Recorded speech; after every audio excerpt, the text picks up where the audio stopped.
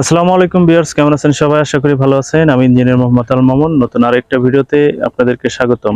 আজকে আমি যে ছাদটাতে দাঁড়িয়ে আছি এটা হচ্ছে 1820 স্কয়ার ফিটের একটা ছাদ। এইটা একটা মসজিদের ছাদ। মসজিদের ছাদ হওয়ার কারণে স্বাভাবিকের চাইতে তুলনামূলক একটু বেশি রড লাগবে।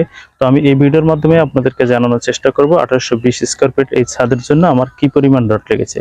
প্রথমত আপনাদেরকে 10 মিলি রডের কথা বলি। 10 মিলি রড লেগেছে আমার 3500 কেজি এবং 16 মিলি রড লেগেছে 780 কেজি এবং 20 মিলি রড লেগেছে 820 কেজি। সব মিলিয়ে 5 টন প্লাস রড লেগেছে।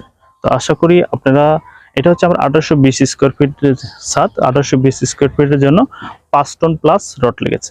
স্বাভাবিকের চাইতে একটু বেশি লাগার কারণ এটা হচ্ছে মসজিদ, আর মসজিদের ডিজাইনটা একটু অন্যরকম, যার কারণে এই ধরনের লাগে। তো আপনার যদি বাড়ির ছাদ এর চাইতে নরমাল যদি বাড়ির ছাদ হয় সেক্ষেত্রে